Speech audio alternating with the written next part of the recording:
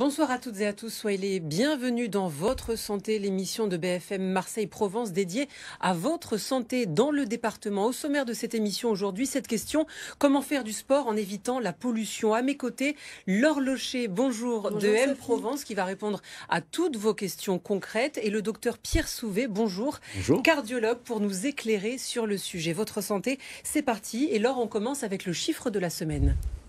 Alors, tu peux nous le présenter? Le chiffre de la semaine, c'est 15 000 litres. 15 000 litres, c'est le volume d'air qu'on respire en 24 heures. Alors, quand on est assis tranquillement comme nous autour d'une table, on inhale à peu près 6 litres d'air par minute.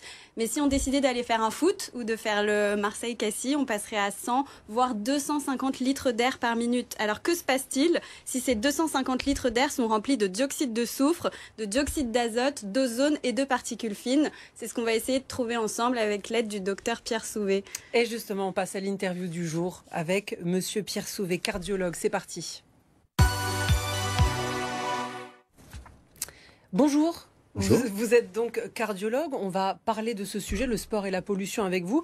Pour répondre à la question de Laure, pour commencer, qu'est-ce qui se passe justement quand on court au niveau des poumons?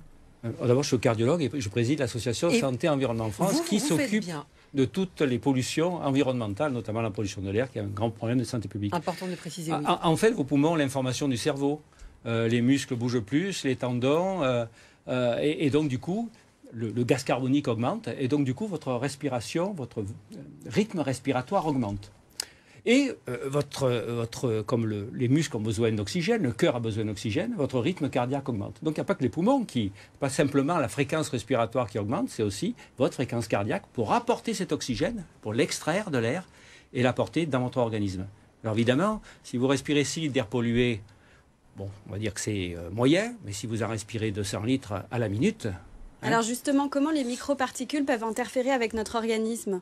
Alors, d'abord, il faut dire que c'est la pollution chronique qui est plus grave que la pollution aiguë. Mais dans la pollution aiguë, un pic de pollution, il y a quand même un petit risque d'infarctus. Alors, mon grand slogan, c'est ne faites pas du jogging sur l'autoroute, parce que vous êtes exposé à ces microparticules qui sont toutes petites.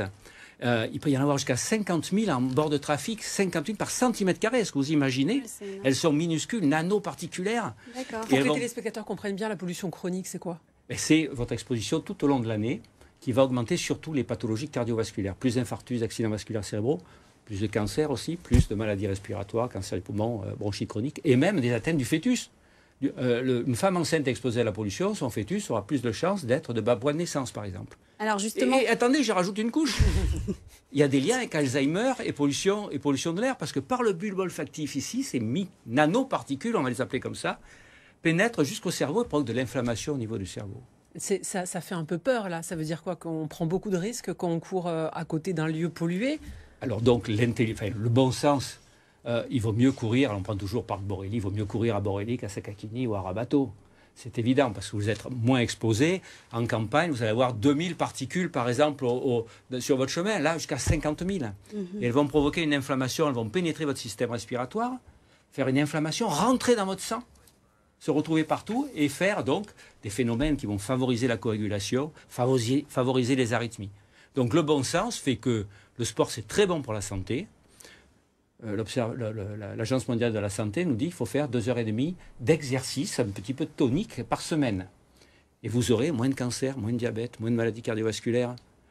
Vous sentirez mieux mentalement, etc., etc. Alors justement, est-ce que la qualité de l'air est meilleure à l'intérieur d'une salle de sport qu'à l'extérieur? Et c'est tout le problème, parce que la pollution de l'air intérieur est due d'abord en grande partie avec l'air extérieur, mais aussi avec ce qu'on va apporter à l'intérieur. Si vous utilisez des sprays, de l'encens, etc., ça va aggraver. C'est comme dans votre voiture. Quand vous êtes dans le bouchon dans Marseille, dès que le bouchon s'enlève, aérez. Dans votre maison, Covid ou pas, il faut aérer aux bonnes heures. Évidemment, s'il y a un trafic infernal devant chez vous, aérez plutôt le soir ou tôt le matin. Mais il faut absolument aérer sa maison parce que c'est comme une cave et tous les polluants vont se mettre à l'intérieur. Alors justement, comment est-ce qu'on peut adapter son effort? Est-ce qu'il faut choisir un circuit privilégié, une heure privilégiée, une saison privilégiée pour aller courir? Est-ce qu'il faut est-ce qu'il faut se renseigner sur la qualité de l'air? Je sais que sur BFM, on peut voir les indices de qualité de l'air avec les petits emojis. Est-ce que dans l'air du temps. Est-ce qu'il faut regarder ça avant d'aller s'entraîner? Et ce serait plus malin. Les indices, c'est une idée, mais c'est surtout à quel endroit vous allez faire. Il y a des modélisations. Il y a des trucs privés ou Atmo Sud, l'agence de qualité de l'air, qui peut vous dire à tel endroit, il y a moins de pollution. Instinctivement, à Borély, il y a moins de pollution qu'à Sakakini, bien évidemment. Donc il faut réfléchir. Ensuite, il faut adapter. Si vraiment il y a un gros pic de pollution, il ne faut pas aller trop loin. C'est-à-dire qu'il vaut mieux respirer que 100 litres d'air pollué que 200 litres d'air pollué. Hein. Ça paraît être le bon sens. Si vous êtes malade, il faut demander à votre médecin avant, qu'est-ce que j'ai le droit de faire? Est-ce qu'il faut que j'augmente mon traitement, etc. Et pour les saisons, on parle beaucoup de l'ozone dans la région. L'ozone est surtout toxique, pas pour le cœur, mais pour les poumons. Et donc là aussi, l'ozone se fait dans la journée avec le soleil, la chaleur. Et donc, il vaut mieux courir le matin quand il n'y a pas encore d'ozone. Rapidement, les bons plans à Marseille ou dans le département, par exemple, il y a beaucoup de personnes qui courent sur la corniche. Finalement, ce n'est pas très judicieux. Alors, dès que vous vous éloignez, il y a des études qui ont fait par rapport au couloir de bus. Dès que vous vous éloignez un peu, même de quelques mètres, c'est mieux que de courir au bord du trottoir. Donc déjà, si vous courez à la corniche, vous courez côté mer. Hein? Le trottoir est assez large. C'est plus beau. C'est plus beau et c'est un peu mieux. Mais l'idée de faire la corniche, parce que le sport c'est très bon, l'exercice c'est très bon pour la santé, oui. De faire ça piéton pour que tout le monde puisse en profiter, je trouve ça fantastique. Regardez, le mieux ça reste encore les calanques. collines. Bien sûr. Les incontournables calanques. La campagne Pastré, le chemin des Goudes, les calanques évidemment si on a l'occasion d'y aller, et la corniche quand elle est piétonne, ça c'est incroyable. Elle a des airs de Miami. C'est super pour aller courir. Les footballeurs disent Paris est magique. Non, Marseille est magique. Oui, Marseille est magique. D'autres bons plans comme ça dans le département pour courir? Dès que Sainte-Victoire autour là, du barrage Zola, par exemple, ou même en bord de mer. Hein, moi, j'aime beaucoup Bandol, je ne sais pas pourquoi, c'est dans le Var, mais bon. Ou Saint-Cyr, bon. Allez, justement, les habitants de la région ont beaucoup de questions à vous poser. On va les écouter. Je ne me pose pas tellement la question de l'aspect pollution, ni même des bienfaits au niveau santé de manière générale. Et ayant eu l'habitude de faire du sport à Paris, je me dis qu'ici, dans l'environnement où on est à Marseille, c'est quand même moins pire. Quand je vais faire des footings toute seule le week-end ou j'habite en bas du Vieux-Port, je m'essouffle parce que me gorge qui pique, je suis allergique à pas mal de choses en plus. Donc je ressens depuis 4-5 ans un petit changement. Même si l'air n'est pas très bon, je viens quand même marcher. Alors, est-ce qu'elle a raison de venir marcher, même si l'air n'est pas bon? Il vaut mieux marcher avec un air pas bon ou rester chez soi? On connaît la réponse. Très mauvais, en tout cas, il faut marcher doucement. Il faut vraiment adapter l'intensité de son effort, à moins respirer d'air pollué. Hein. Donc, la dame a raison, il faut aller marcher. Elle va chercher l'endroit un petit peu meilleur et elle va diminuer l'intensité de son effort. Pour le premier monsieur qui disait qu'à Marseille, ce n'était pas pollué, si, il y a des endroits qui sont très pollués à Marseille. C'est pour ça qu'il faut s'aider éventuellement des applications pour cibler les endroits. Mais bon, très logiquement, c'est les endroits où beaucoup de trafic. Voilà. Et un mot sur le chauffage au bois. Si tout le monde voulait se chauffer au bois à Marseille, ce serait vite irrespirable, hein, parce que c'est tout aussi toxique, ces particules de combustion, que les particules du trafic. Alors oui, peut-être une dernière question pour trancher. Donc à choisir, est-ce qu'il vaut mieux être sédentaire dans une ville polluée ou est-ce qu'il vaut mieux faire un peu de sport et prendre 2-3 risques? Alors il y a un rapport qui va sortir. Si on est totalement inactif, parce que vous savez que donc ça diminue le taux de cancer, diabète, de maladies cardiaques, notamment, ça coûte, l'inactivité totale coûterait 140 milliards par an. Parce que par exemple, quand vous avez un décès prématuré, il est évalué à 3 millions et quelques. Ouais. Parce que vous n'allez plus consommer, vous allez avoir une perte de productivité. Donc un décès, c'est 3 millions. Donc l'évaluation globale, et oui, la mort a un prix.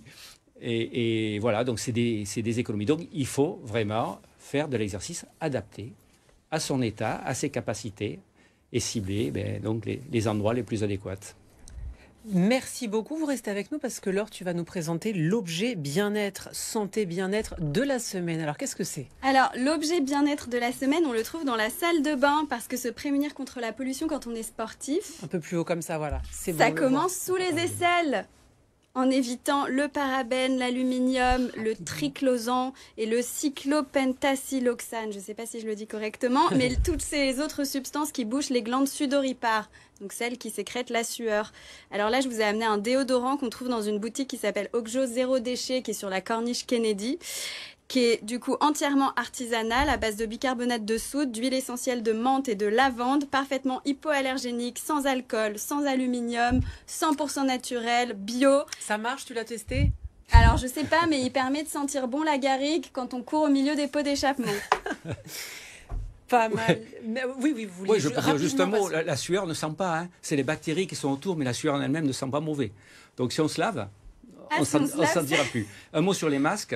Il faut prendre les FFP2, FFP3 avec des filtres à charbon pour les gaz, avec une soupape pour éviter d'avoir bué partout. Et surtout, il faut qu'il soit bien adapté au visage. Oui, mais courir sans masque, ça reste le mieux. Ah quand oui, même, les hein. masques C'est mieux. anti-running. Et puis c'est tellement inconfortable que si ça sert trop, vous allez hyperventiler ça va pas être bon. Donc en tout cas, si vous avez un conseil, essayez-le au magasin pour qu'il soit bien adapté à votre visage. Merci beaucoup, docteur Pierre Sauvé, d'avoir été l'invité de Votre Santé sur BFM Marseille Provence. Merci. Laure, on se retrouve chaque jeudi désormais avec toi pour parler santé et bien-être sur notre antenne. Prochain rendez-vous, Votre Santé, c'est jeudi prochain. Quant à nous, on se retrouve après une courte pause pour faire le tour de l'actualité du département. À tout de suite.